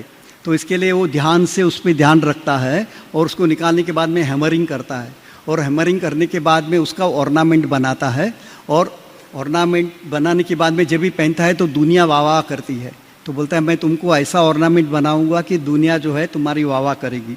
और उसके बाद में बोलते हैं स्वामी लाइफ कार्ड जो है मुझे दे दो कि आपकी लाइफ जो है ऐसे करो कि टोटली सरेंडर आप कि तो आप, हम लोग ने बताया स्वामी हमारी लाइफ कार आप ले लो करके। तो स्वामी बोलते हैं क्या प्रयोजन, स्टीयरिंग मेरे को देता है, एक्सीलेटर तो दबाता है, ऐसा नहीं, पूरी शरणागति, टोटली शरणागति करके। और उस समय हमको एक सवाल और पूछा था कि स्वामी बोलते हैं स्वामी खराब थॉट्स बहुत आते हैं। तो स्वामी बोलते हैं एकदम सिंपल है, कैसा, तो बोलते हैं कि शादी के अगले दिन तक वाइफ को है ना तुमको सिस्टर भाव से देखना है, शादी के बाद में वो तुम्हारी वाइफ है, और उसके बाद में जब वो बच्चे को जन्म देती है तो मदर बनती है, बच्चे को बढ़ाती है तो वो टीचर बनती है, घर का काम करती है तो वो सर्वेंट बनती है, खाना पकाती है तो वो कुक बनती है, और जब भी तुम बीमार रहते हो तो वो डॉक्टर भी बनती है। ये रोल जो है सिर्फ स्त्री लोग ही कर सकते हैं, जेंट्स लोगों को इसकी भगवान ने ताकत नहीं दी है। तो उसको बहुत सम्मान से देखो तुम लोग ऐसा। और बोलते हैं तुम सिंपल है, तुम सोचो कि तुम गर्ल्स हॉस्टल में रहते हो और ड्रामा के अंदर तुम जेंट्स का रोल करते हो, बस वही तुम भाव रखो तो तुम्हारे मन में थॉट्स है वो दूर हो जाएंगे। और इसके बाद में बहुत सारे इंटरव्यू सब है, तो नेक्स्ट टाइम जब भी कुछ ऐसा होगा तो करने में। और सिंपल एक खाली लास्ट में बता देता हूँ कि माया के बारे में पूछा था कि स्वामी माया बहुत सताती है, तो जब भी स्वामी ने बताया कि माया से हर बार लड़ना जरूरी नहीं है, कभी कभी माया से बस प्रार्थना करो, वो प्रार्थना से ही है ना माया जो है तुमको हेल्प करेगी। और जहाँ पर बुद्धि अटक जाती है वहाँ पे ये जो प्रार्थना जो है, प्रार्थना दिल से निकलती है और शुरू हो जाती है। और पर्सनल जो 2011 के बाद में जो अनुभव है वो कभी दूसरी बार अभी समय नहीं है, लेकिन मुझे थोड़ा सा और भी बताना है कि इतने वर्षों की इस यात्रा में पीछे मुड़कर अगर मैं देखता हूँ तो मुझे लगता है कि मैंने स्वामी को सिर्फ एक ही स्वरूप में नहीं जाना, वो हमारे कभी माँ बने, कभी हमारे गुरु बने, कभी हमारे पिता बने, कभी हमारे मित्र बने और कभी हमारे मार्गदर्शक बने। और शायद मेरी सबसे बड़ी सीख यह है कि स्वामी को समझना एक दिन या कुछ दिन की घटना नहीं है, उसको पूरी जिंदगी हमारे साथ अंदर उतार के उसके साथ चलने की ये जो स्वामी की जो है वो हम अनुभव कर सकते हैं। 2011 के बाद में जब स्वामी ने शरीर छोड़ा तो बहुत से मन में विचार आए कि अब क्या होगा, अभी कहाँ दर्शन मिलेंगे, कैसे इंटरव्यू मिलेगा, सब करके।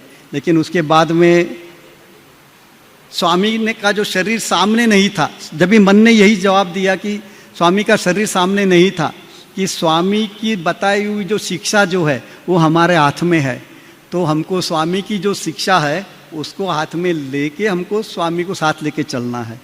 पहले मैं स्वामी को बाहर ढूंढता था, आज मैं कोशिश करता हूँ कि स्वामी मेरे अपने विचारों में, अपने व्यवहार में, अपने निर्णयों में और अपने कर्मों में स्वामी को ढूंढूं।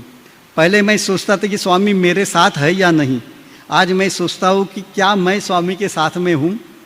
क्योंकि स्वामी के साथ होना खाली उतना ही नहीं कि फोटो के सामने जाके खड़ा रहना, स्वामी के साथ होना उसका मतलब है कि जब कठिन परिस्थिति हो तभी सत्य का साथ पकड़ के रखना है, जब किसी से मतभेद हो तो प्रेम से रहना है, अगर कोई चोट पहुंचा है तो मन में शांति बनाए रखना है, और जब तुम्हारे पास सुविधा हो तो अवसर मिले तो सेवा भी आपको करनी है, और जब जीवन हमारे अनुसार नहीं चले तो तब हमें यही विश्वास रखना है कि मैं अकेला नहीं हूँ।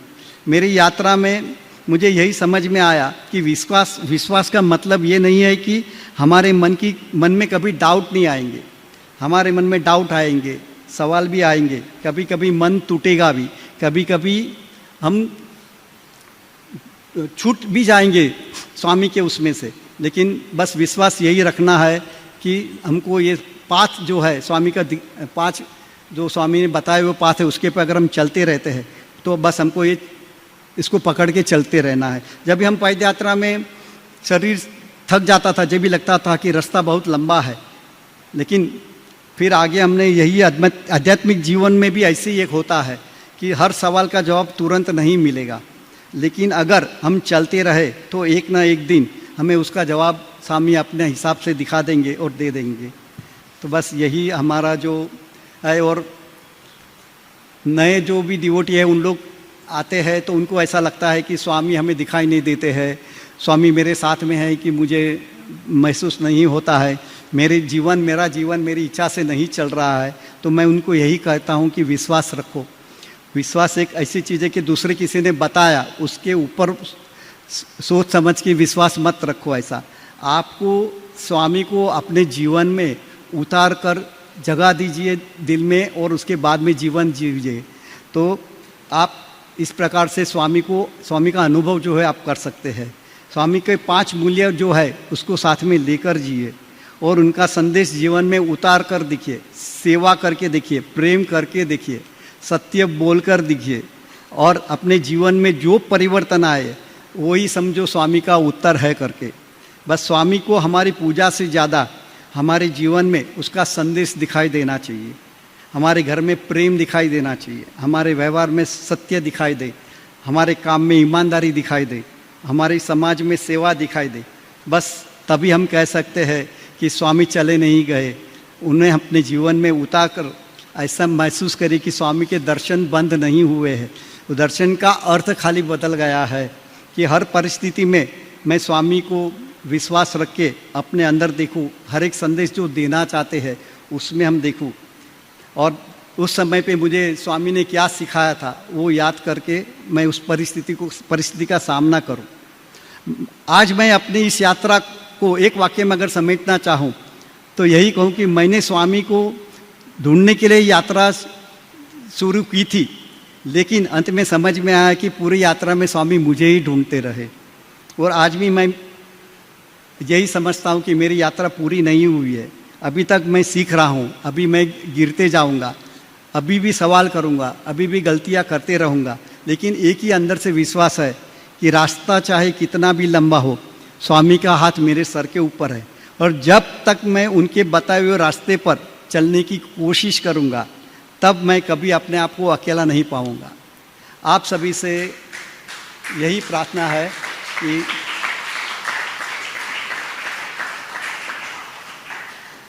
स्वामी की बातें सुनकर यहाँ से मत जाइएगा, स्वामी को अपने साथ लेके जाइए। उनकी तस्वीर नहीं, उनका प्रेम, उनके मूल्य और उनकी कहानियाँ और उनके संदेश जो है वो अपने साथ लेकर जाएगा। मैं पूरे दिल से समर्पण टीम का धन्यवाद करना चाहता हूँ। आप सभी ने मेरी जीवन यात्रा, अपने अनुभव, स्वामी के साथ के जो संबंध आपने साझा किए और मुझे अवसर दिया, और आप सभी को भी शांति से, धैर्य से सुनने के लिए मैं दिल से धन्यवाद करना चाहता हूँ। अंत में हम सब मिलकर साथ में यही प्रार्थना करेंगे कि स्वामी हमें हमेशा अपने रास्तों पर चलने की शक्ति देना। जब हम भटक जाए तो हमें वापस बुला लेना, जब हम गिर जाए तो हमें उठा लेना, जब हम अपने आप को भूल जाए तो हमें याद दिला देना कि हम आपके हैं। ओम श्री साई राम।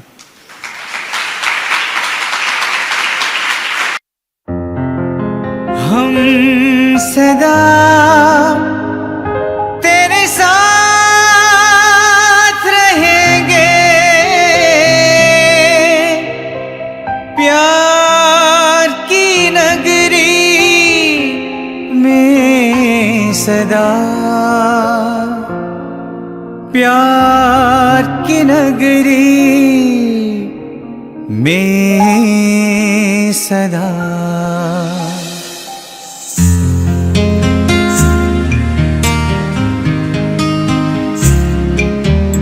हम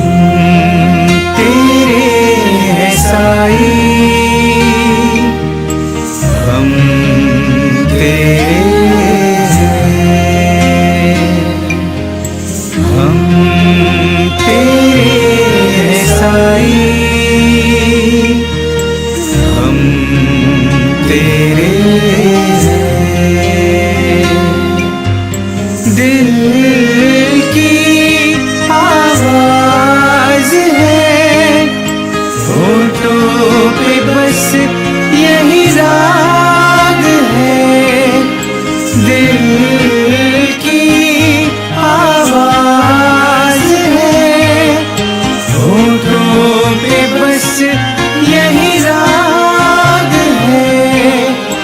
हम तेरे हैं साई, हम तेरे हैं, हम तेरे हैं साई, हम तेरे हैं, हम तेरे हैं साई,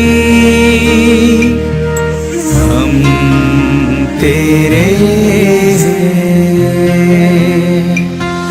चाहे बदल जाए जहां, धरती बने चाहे आसमां, चाहे बदल जाए जहां, धरती बने चाहे आसमां, हम सदा तेरे साथ रहेंगे। प्यार की नगरी में सदा, प्यार की नगरी में सदा, हम तेरे हैं साई, हम तेरे हैं। अब कुछ न चाहिए साई हमें, बस चाहिए एक प्यार तेरा। अब कुछ न चाहिए साई हमें, बस चाहिए एक प्यार तेरा। तेरे प्यार में ही मिलती है हर चाहत की बहार हमें, हर चाहत की बहार हमें। हम तेरे हैं साई, हम तेरे हैं। दिल की आवाज है, होठों पे बस यही राग है। हम तेरे हैं साई, हम तेरे हैं, हम तेरे हैं साई, हम तेरे हैं।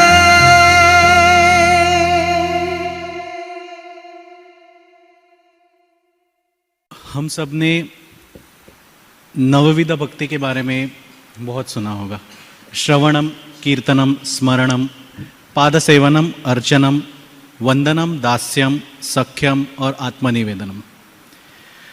हमने इन भक्तियों की परिपूर्ण गाथाएं, भक्तों की गाथाएं पुराणों में, इतिहासों में बहुत बार सुनी होंगी, परंतु ऐसा क्वचित होता है कि इस कलयुग में हम भगवान के ऐसे भक्तों से मिलते हैं जिन्होंने अपना जीवन इन नवविध भक्तियों से परिपूर्ण तरीके से समर्पित किया और भगवान के चरणों में अपने आप को स्वयं को समर्पण और टोटल सरेंडर, शरणागति की। स्वामी की कृपा दृष्टि से आज हमें किशोर अंकल के रूप में ऐसे एक भक्त का सामीप्य प्राप्त हुआ जिन्होंने अपना जीवन इतना भक्तिमय बनाया और अपने आप को भगवान के चरणों में समर्पित किया। मैं किशोर अंकल को हम सब की ओर से धन्यवाद व्यक्त करना चाहूँगा कि उन्होंने इतने अमूल्य अनुभव हमारे साथ शेयर किए।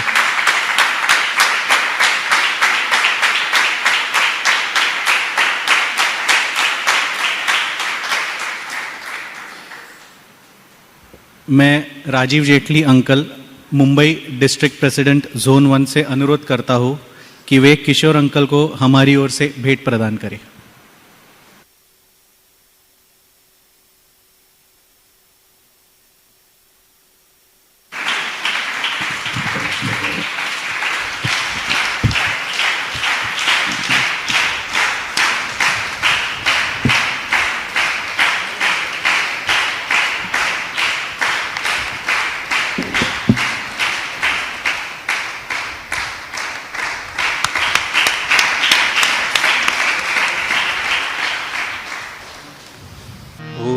तत्सत् श्री नारायण तो पुरुषोत्तम गुरु तो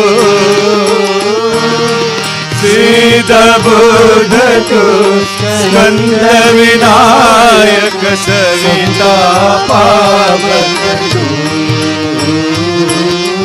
सविता पावक तो ब्रह्ममसतु यवशक्तितु ईशु पिता प्रभुतु रुद्र विष्णुतु राम कृष्णतु रहीमतावतु रहीमतावतु वासुदेव गोविश्वरूपतु चिदानंद हरितो अद्वितीय तो अकाल आत्मलिंग शिव तो साई आत्मलिंग शिव तो साई आत्मलिंग शिव तो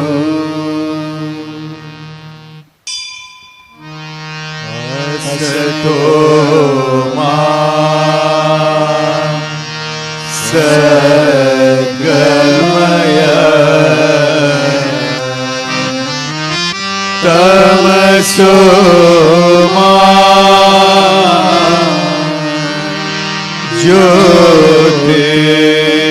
ज्योतिर्गमय मृत्योर्मा अमृता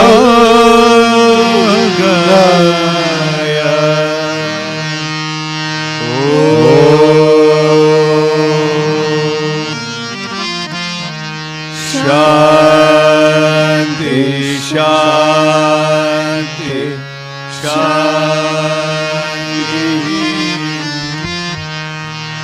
ओम जय जगदीश हरे स्वामी सत्य साई हरे भक्त जना संरक्षक भक्त जना संरक्षक पति महेश्वरा। ओम जय जगदीश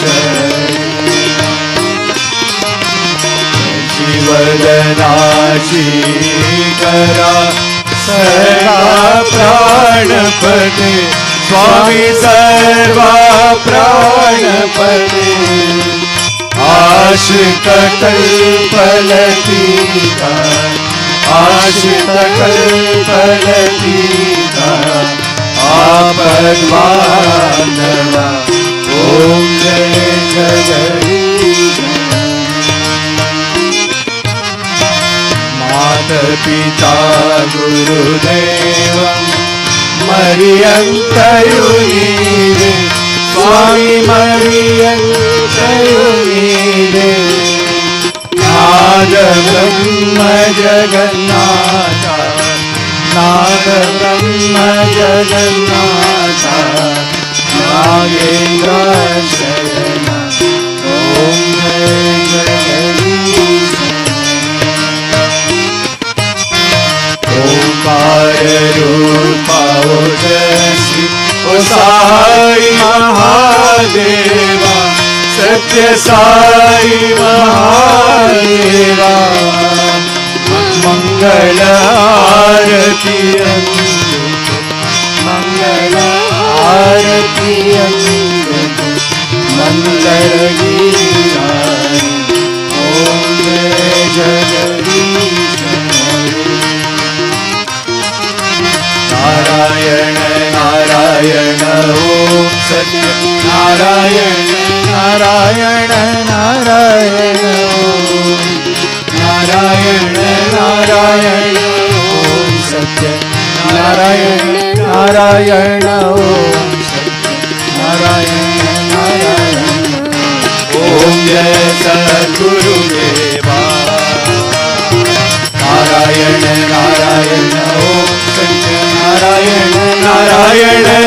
नारायण ओम नारायण नारायण ओम सत्यनारायण नारायण ओम सत्यनारायण नारायण ओम जय सद्गुरुदेवा नारायण नारायण ओम सत्यनारायण नारायण नारायण ओम नारायण नारायण ओम सत्यनारायण नारायण ओम सत्यनारायण नारायण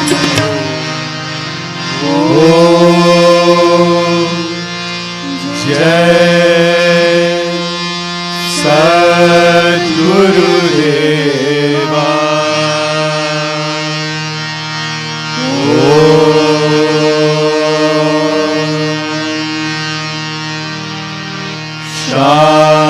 शांति शांति शांति समस्त लोका सुखिनो भवन्तु समस्त लोका सुखिनो भवन्तु समस्त लोका सुखिनो भवन्तु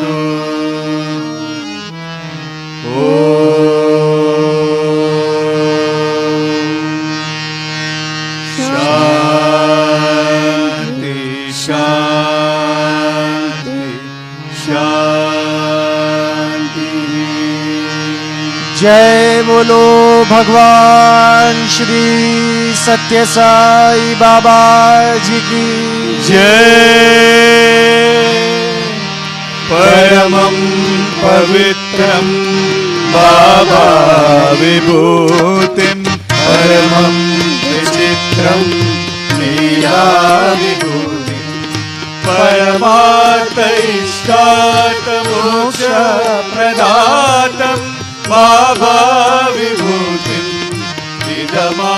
इदमाश्रयामि परमं पवित्रं बाबा विभूतिं परमं विचित्रं लीला विभूतिं परमार्थ इष्टार्थ मोक्ष प्रदातं बाबा विभूतिं इदमाश्रयामि परमं पवित्रं बाबा विभूतिं परमं विचित्रं लीला विभूतिं परमार्थ इष्टार्थ मोक्ष प्रदातं बाबा विभूतिं इदमाश्रयामि बाबा विभूतिं इदमाश्रयामि साई विभूतिं इदमाश्रयामि